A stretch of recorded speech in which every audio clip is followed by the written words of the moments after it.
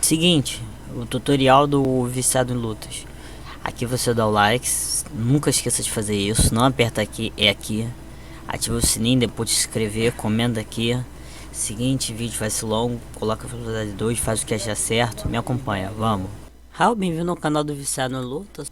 Tá, seguinte, esse é um vídeo muito atípico, vai ter uma dinâmica muito diferente, a estrutura é totalmente distinta ao que a gente está comumente em contato no meu canal.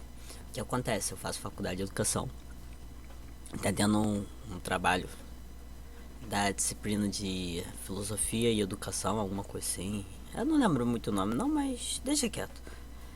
Que é resposta de todo o entendimento da disciplina e do acúmulo de experiências e conhecimentos que você trouxe. Também trazendo uma questão que foi uma questão inicial que você deveria trazer para si e desenvolver. O certo é ter essa relação com toda a questão, mas não sei como vai ser a apresentação das outras pessoas. Praticamente essa pergunta é a parte final do meu trabalho, a apresentação é de 8 minutos, mas putz grila, gente, tá no meu canal aqui, quem manda sou eu. Então, né, vai ser quanto tempo eu quiser apresentar. Vai ter 8 minutos, vai ser muito jogado na apresentação pessoal.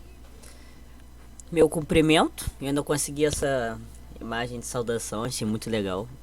Hao provém do chinês, que é como se fosse bom, bem, excelente, é uma palavra corriqueira. E também, se você somar a palavra ni hao, fica olá, como vai, olá, tudo bem, olá, é um cumprimento, uma palavra muito comum, foi de influência de um amigo meu descendente chinês que eu achava legal ele falando. E meio que é a palavra que mais falo nesse canal, porque se vocês repararem, hao, todo início de vídeo, hao no final, às vezes falo hao. Tá dando continuidade, o ensino de artes marciais e luta e filosofia é minha grande questão. Como apresentação na faculdade eu tenho que me apresentar, meu nome é Gabriel, eu não vou colocar meu sobrenome de modo algum. Justificativo para eu ter feito esse trabalho, que destoa muito eu colocar arte marcial. Filho de um karateca, boxeador há um tempo. Eu penso assim, ai, que eu sou boxeador mais tempo que ai, que eu faço luta mais tempo que dane-se, maluco. Cara, acima de um ano nem conto. Eu já falo vários. Eu vou ser sincero, teve uma anedota de uma vez que eu fui treinar com uma pessoa. Foi um dos treinadores mais pancada da cabeça que eu já tive na minha vida. E uma vez eu fui treinar com uma mulher. Caraca, era maior do que eu. Tava muito bem em forma, ela era personal trainer. E toda hora que tava na aula, a gente fez um sparringzinho na nossa segunda aula. Tipo, a aula do cara era mais de 2 horas. Eu só de subir a escada eu tava morrendo. Tipo, toda hora ela falava, ai, como eu já fiz tantos anos disso. Daquilo eu pensei, maluco, essa mulher é o Batman. E tipo, realmente ela falava, eu tenho mais de 5 anos de boxe, eu fiz Kung Fu por tantos. O maior soma do tempo dela era 15 anos de jiu-jitsu e 10 de muay thai. Então realmente tem uma grande experiência por trás. Quer dizer, experiência até tem, mas tem um grande tempo de prática, mas experiência não necessariamente. Aí toda hora ela falava isso, ela me diminuía porque somasse meu tempo, eu não tinha sequer um ano de bote direito, talvez eu tivesse. Meu primeiro ano fui praticamente sem pausa. E depois dos próximos 6, 7 anos em seguida, somar tudo não soma um ano novamente. Mas ela me diminuiu pra cacete, maluco. Eu dei uma espancada tão violenta, forma tão humilhante, que tipo, ela nunca mais ficou contando vantagem de como, ai, eu faço há muito tempo, como se fosse alguma coisa de importante. Então, eu desvalorizo muito. E eu detesto e eu desprezo de fato a pessoa que fica falando, ai, que eu tenho tanto tempo de luta. Maluco, alguém perguntou? Alguém me pediu do teu currículo? Alguém tá interessado? Alguém que é historiador, tá fazendo um trabalho historiográfico pra faculdade perguntando quanto tempo as pessoas têm de luta? Perguntaram tua idade? Então cale-se. É simples. Maluco, eu desprezo esse papo. Patético. Patético. É uma carteirada. É uma carteirada. Tipo, eu respeito a questão de você estar mais tempo, você estar mais tempo na academia, só que isso não te faz melhor que ninguém. Te faz respeitável. Só que se a pessoa não se dá o respeito e não respeita os outros, então não merece ser respeito também. Cara, eu sou o tipo de pessoa que se eu me sentir desrespeitado e entre aspas perseguido, se a pessoa fica me desrespeitando continuamente, maluco, não tem rodeio não. Eu já na minha convicção de ficar bolado com essas coisas, cara, já fui expulso de muita academia. Porque, no final das contas, arrebentei a cara de alguém. Treinador pra mim, maluco, se fazer isso é o pior de todos.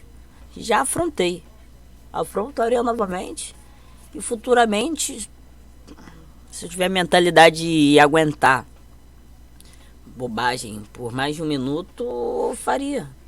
Em qualquer ambiente. É tipo a questão de respeito. Respeito se conquista. Respeito não vem com 15 anos de academia e uma faixa preta. Dando continuidade. Sou treinador. Se bem que treinador uma pequena parte do tempo. Sou criador do minúsculo canal do Viciado em Lutas. O canal que vocês acompanham. É voltado para análise de lutas. Introduzir outros canais do mundo da luta. Voltado à análise referente ao conteúdo comum que eu faço de análise react. Eu explico conceitos. Tento trazer o entendimento da pontuação, entendimento técnico, entendimento tático, entendimento estratégico, trazer reflexões que possam ajudar. É praticamente uma videoaula sobre luta, uma videoaula exemplificada por uma luta que eu trago. E introduzir os canais é referente à recomendação do viciado. Também tem um conteúdo de Pitaco do Viciado que eu disserto sobre alguns assuntos. Eu sou popularmente conhecido como o maior maníaco por luta na face da Terra. Em todos os continentes, referido como o mais louco de todos. O mais maníaco que existe, o mais maníaco que vai existir e o mais maníaco que já existiu na face da Terra. Até aí é normal, né?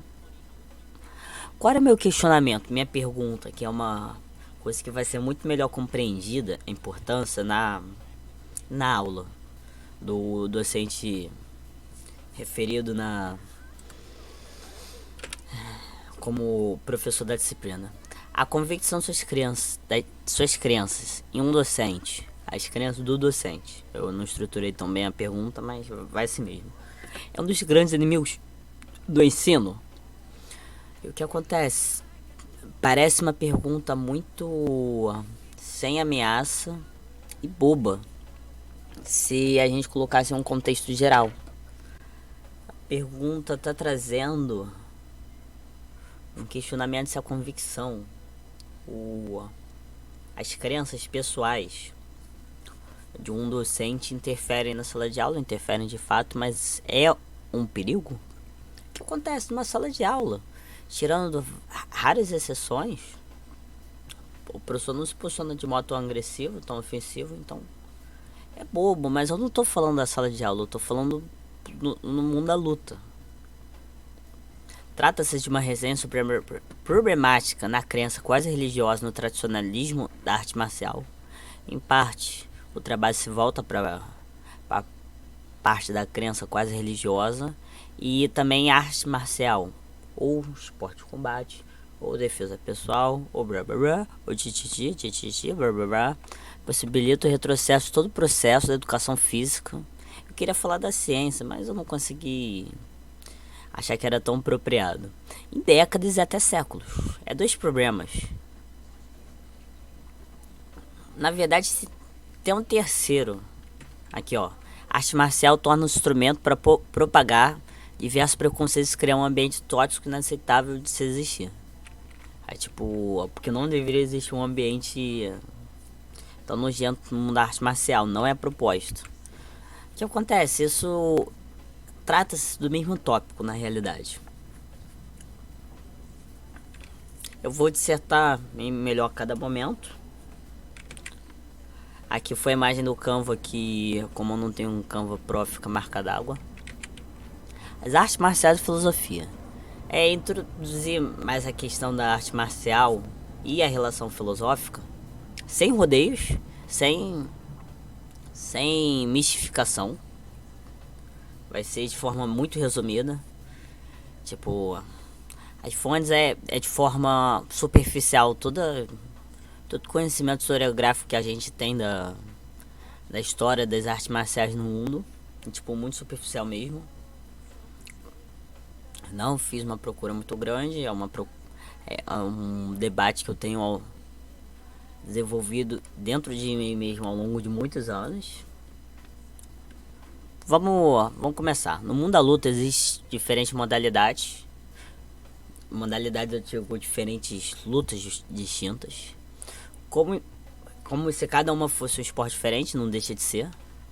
Como em definição, como striking, que é a questão de golpear de forma conclusiva, o grappling, que é a submissão, o wrestling, que é questão de quedar, derrubar.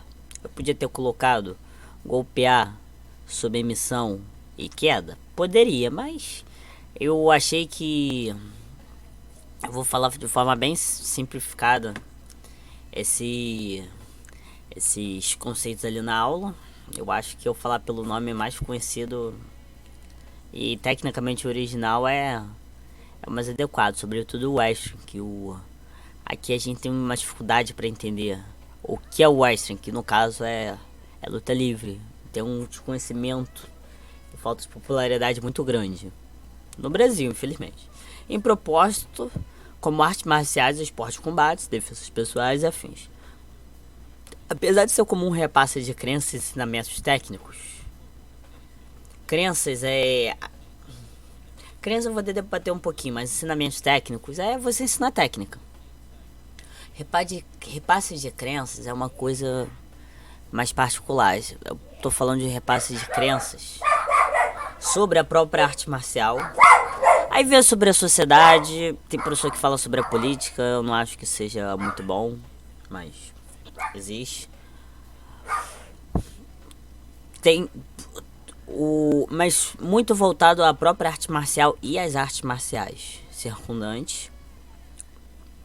E cara, se tu vê, eu não vou entrar nesse debate e na verdade o pitaco do viciado original era sobre como o jiu-jitsu se tornou a arte suprema e porque ela é a mais sinistra pro MMA. Então, não, de modo algum vou querer de respeitar nem nada, mas é simplificar. Um repasse de crença. Na década de 90, quem mandou foi o jiu-jitsu. Os jiu-jitsu comeram geral na porrada, moeu todo mundo, dominaram o mundo. Foram lá pro Vale Tudo, fizeram história. Um dos pioneiros do MMA. Cara, esse fato histórico, tipo, e não era só jiu-jitsu, cara, a maioria dos jiu-jiteiros estavam ali, fizeram desafios de academia dos carambas.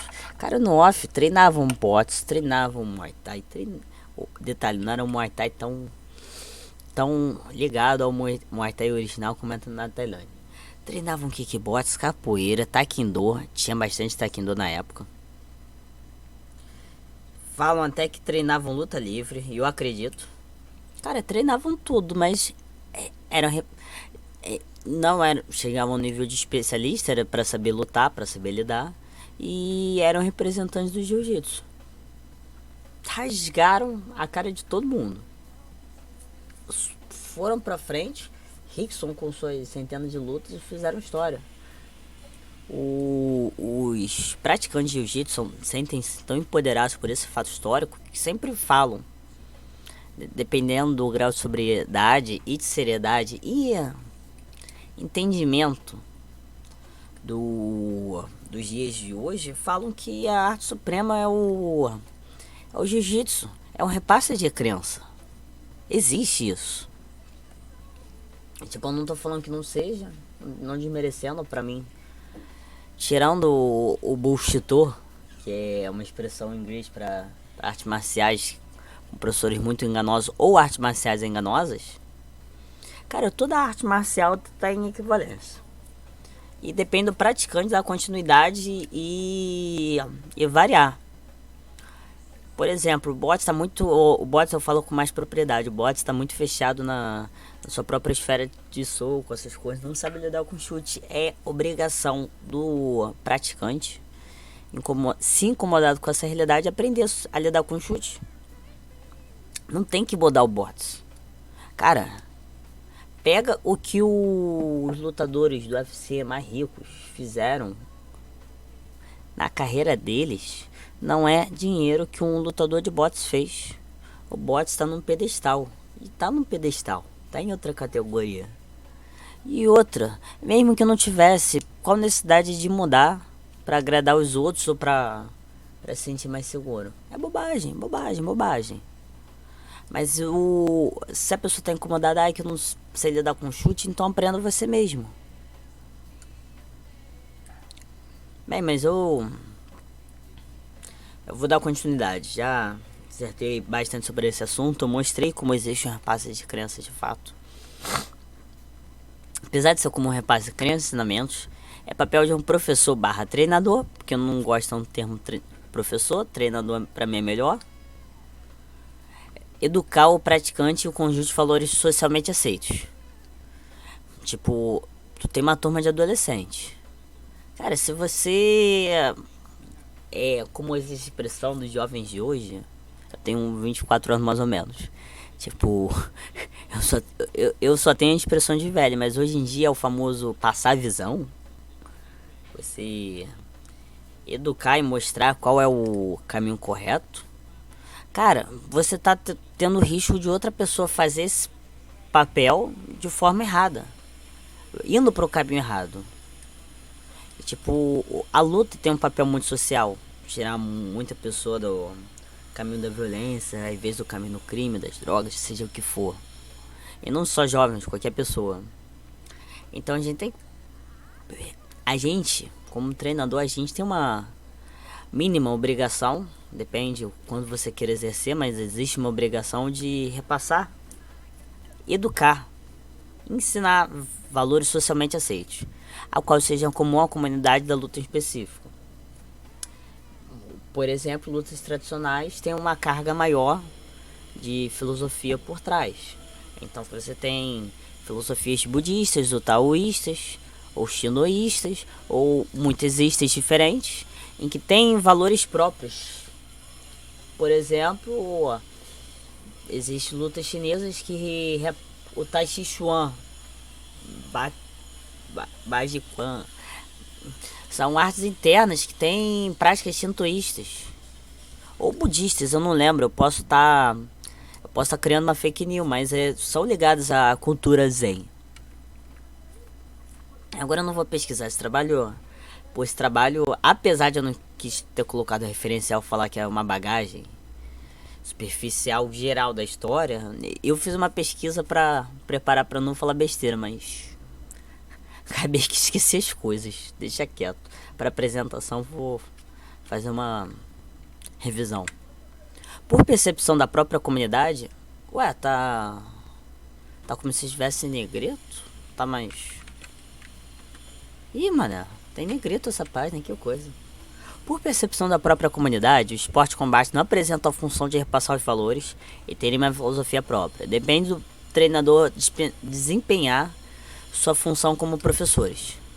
E é como eu disse, o bots, normalmente, desde sua origem, o bots surgiu na Inglaterra em 1800 e brau. Cara, existia uma cultura de violência urbana. Eu tava vendo até um documentário dos. Eu vou me esforçar pra achar um canal que ele fez um documentário sobre a história dos Pink Riders originais, os históricos. E tipo, existia jovens com contato com a criminalidade que era quase uma guerra urbana. Era um negócio muito fora da nossa realidade. E surgiu gangues, grupos criminosos e tudo. E um dos motivos para ter acabado o Pink Bride históricos e o que foi dito como jovem marginal foi ensinar as pessoas de bots. Colocava valores do cidadão inglês da época, fazia praticar um esporte, fazia ter foco, fazia ter disciplina. Maluco, não existe nada mais humilhante do que um treino de qualquer luta. Tu acha bonzão, faz tua aula experimental, maluco, tu não vai se aguentar em pé no final. Nada mais humilhante, ensina muita humildade. Todas as lutas. Todas. Terrível, terrível. Mas dando continuidade. As defesas pessoais, não falando que eu não tenho repasse de valor, mas em questão de repassar a percepção de mundo, elas visam criar a mentalidade combativa. Tem um canal que eu vejo que é... O cara sempre fala sobre a mentalidade combativa. Como existe essa mentalidade? Você passar a natureza de defesa pessoal, o estado mental da defesa pessoal, não é tipo, tá passando no campo, tá bem com a família, tá dormindo, aí tu desce o Kung Fu na força da pessoa. Não existe, tem que ter um preparo, tem que ter uma condição mental, um momento de caos, uma situação de caos, de violência. Tem que estar preparado para se machucar e machucar. Então é disso que eu refiro a mentalidade combativa, que prepara para ataques e violência esperados na sociedade. Além desse aspecto, não possui muitos valores inerentes aos quais sejam recordáveis. Eles têm essa obrigação com isso, eles não têm uma filosofia a qual eles enfatizam. Mas nada impede, em toda e qualquer prática de luta, o professor tem essa questão de passar sua visão e educar as pessoas. As artes marciais, como a gente entende a arte marcial, são popularmente ligadas à filosofia de seus lugares de origem, a qual em geral possui uma origem oriental. Então, provindo da sua origem oriental, eles possuem uma filosofia que é mais esperada das filosofias, é uma percepção de mundo, uma visão e valores que são valorizados no Oriente. As artes marciais orientais e filosofia. A gente quase nas artes marciais ocidentais que eu fiz o vídeo sobre arte marcial, esporte de combate, tititi, se pode ser considerado arte marcial ou não. Eu falei de forma geral. Pra mim, é indiferente. É o que você sinta mais à vontade como praticante de falar, se é um esporte ou uma arte. De fato é um esporte, mas por certa perspectiva não impede de ser uma arte marcial, sim. Mas é aquilo, é sobretudo um esporte.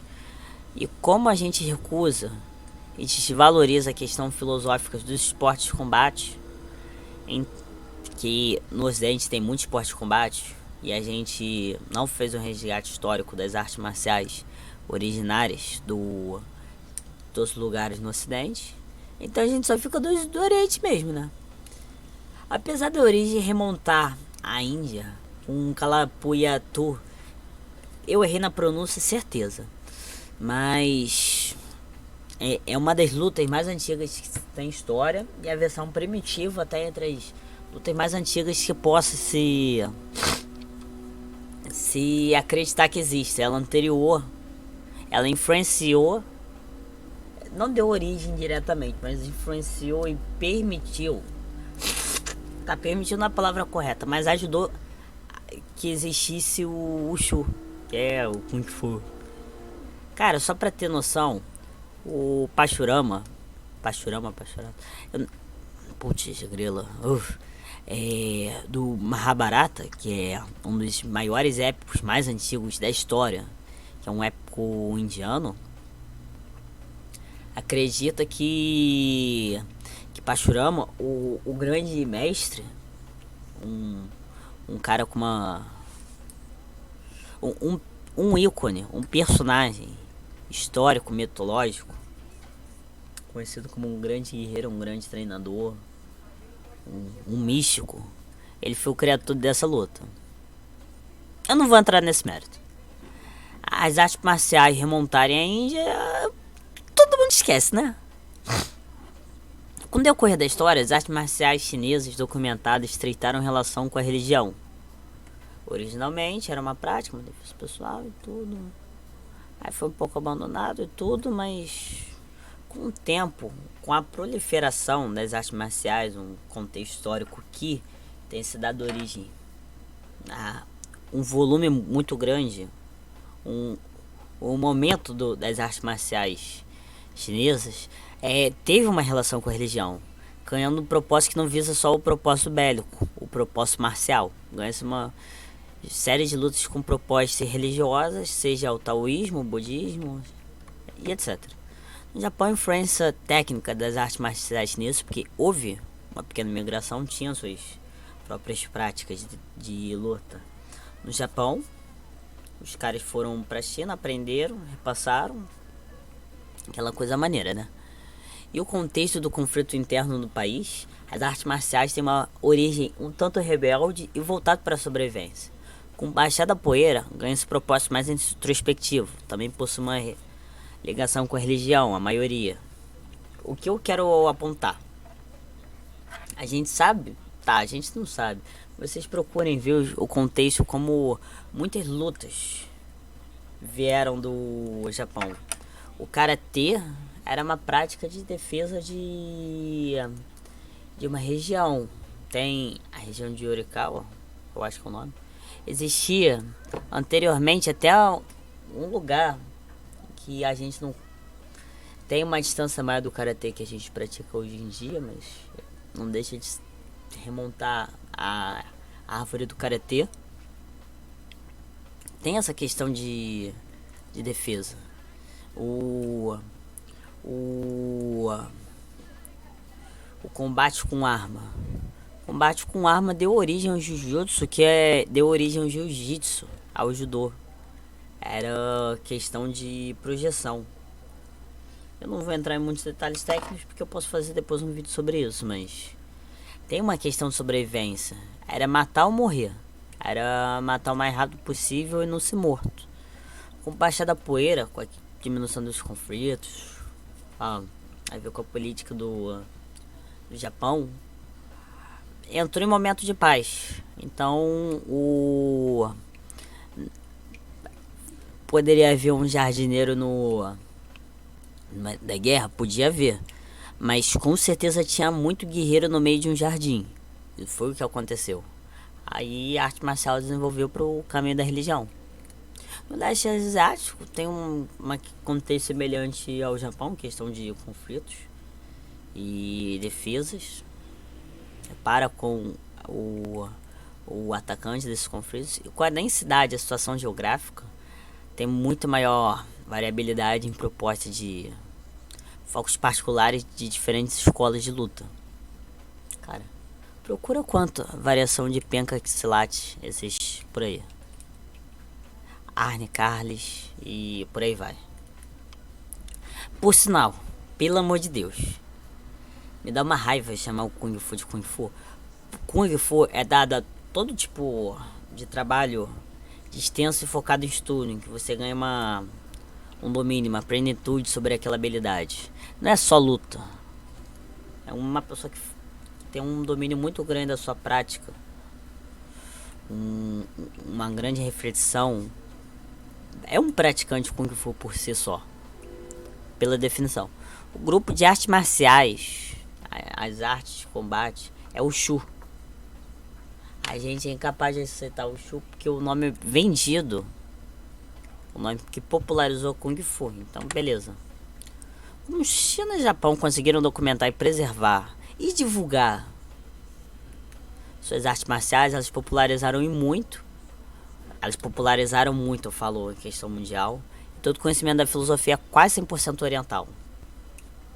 A gente pega a valorização do ninja, do samurai. A gente pensa, tá muito bem na fita a luta do Japão. Aí a gente vê a divulgação de lutas chinesas, como foi o Bruce Lee, como foi uma corrente de artes marciais, aquele período da proliferação do Kung Fu. É por isso que a gente tem um contato e é muito conhecido a chinesa e a japonesa. As artes marciais no dia a dia. Se você não pratica uma arte de origem marcial, que não tem uma mínima influência oriental, uma arte de origem oriental, que não tem influência, ou que tem abraçado o conceito oriental em algum aspecto, maluco, ou tu não faz luta ou você tá mentindo, beleza? Hoje em dia tem finalidade de legar saúde, ambiente inclusivo, desenvolvimento corporal, individual também, como pessoa, como o praticante, você sentir que você tá fazendo uma carreira como lutador. Nem que se você não faça competição, mas você ter essa sensação, a diversão e etc. As artes marciais nos dias de hoje valorizam suas origens e seus conceitos. E dependendo do treinador também tem aquela isso falando das orientais. Tem a valorização da identidade do monge, o monge zen, que usa seu ki, sua energia interna, sei lá, para explodir prédios, soltar kamehamehas e destruir luas. Tem a identidade do samurai, que aí depende, a gente pode estar falando daquele espadachim sanguinário que sobreviveu, a gente tá falando daquele introspectivo, guerreiro, que é pleno, é frio, calculista. É que nem... Cara, eu não tô fazendo pouco, eu tô zoando, mas eu não tô desprezando. Porque existe uma adoração pelo Lyoto Machida de forma muito justa, cara. Ele é o último samurai, ele é a última pessoa convicta das artes marciais mistas. Cara, eu não lembro nem que ele meteu uma bica lá, Anderson Silva, que, cara, ajoelhou no chão, prostou e respeitou o adversário. É muito respeito, é uma honra. A valorização da identidade do samurai tá totalmente ligado à honra. Tipo, o sensei é o treinador das artes marciais japonesas, o Sifu. O Sifu é o mestre das artes marciais chinesas. Isso de forma bem superficial para fazer parte da minha apresentação de 8 minutos que eu vou ter. A problemática da confecção no ensino de artes marciais. Como já apontado, as artes marciais são brutalmente tradicionais, as que a gente tem um contato. Esse tradicionalismo abre margem para desvirtuar a filosofia inerente da dita arte marcial. E o que eu digo? Pode parecer dicotômico e paradoxal, mas na verdade é um problema grave que esse tradicionalismo, essa valorização saudosista ou passada, essas coisas, faz com que a pessoa desvirtue valores. E é muito possível. Eu não vou dar muito exemplo, porque eu não quero me alongar em exemplo ruim e episódico particular. À medida que o treinador é mais ligado ao tradicionalismo, é aberta a possibilidade da arte marcial ser retrógrada. O ambiente marcial, a academia, a Martial Arts Schools, ser um ambiente retrógrado que mantém um ambiente que não faz sentido nos dias de hoje. Aí eu falo de vários sentidos. Retrógrado, eu posso estar falando em questão de treinamento. Você tá... O maricão é até correto, mas tu socar a parede, tu socar sei lá o que, ficar quebrando tijolo com a mão, blá blá blá, fazer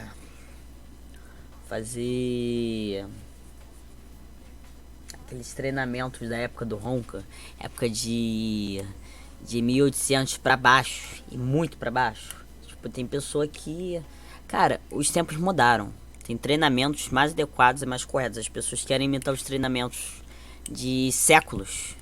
É um retrocesso monstruoso, maligno. Cara, as pessoas acham que eu sou caparete, eu sou árvore. Ainda mais crianças, por exemplo, crianças fazerem isso é ótimo. Maluco, tá destruindo a saúde da pessoa. Não é bom. Ah, fazia antigamente, que se dane. Antigamente não é hoje. Cara, é muito. O tradicionalismo abre margem pra muita bizarrice. E também nada impede que artes marciais menos tradicionais, as menos tradicionais, o esporte de combate, defesa dos personagens, se tornarem um ambiente sócio pelo caráter. Ou a falta dele do treinador. Cara, não é porque. Você, por exemplo, a gente tá numa aula de Aikido aqui, do Karatê, Taekwondo, qualquer uma. São coisas bem tradicionais. Tu pode ir numa coisa como bots, um kickbox, tu tem um cara com uma falta de caráter que é preconceituoso e nojento. Tipo, o cara ser tradicionalista ou não muda nada. A problemática tá muito. Tradicionalismo pode abrir margem para certas situações, mas o problema é a falta do caráter. Como docente detentor do maior poder na hierarquia, da sua hierarquia própria, suas crenças ditam as aulas e sua palavra é lei dentro do seu próprio espaço. Então, o preconceito faz muito sentido naquele ambiente, só naquele ambiente fechado. E eu não tô na apresentação final, mas é por isso que eu ri quando teve o Sifu. Cara, pior que eu adorei o jogo do Sifu, bom pra caramba. Mas o que me encantou é quando eu joguei a demo do Sifu. A Sifu demo foi braba. Acabou. How? Opa, acabou o vídeo. Seguinte, meu povo, mandei o link do meu Insta. Segue aí. Segue o pessoal que tá na descrição. Troca uma ideia, eu faço uma análise pra você, pra sua equipe, pra qualquer pessoa que você conheça. É isso. How?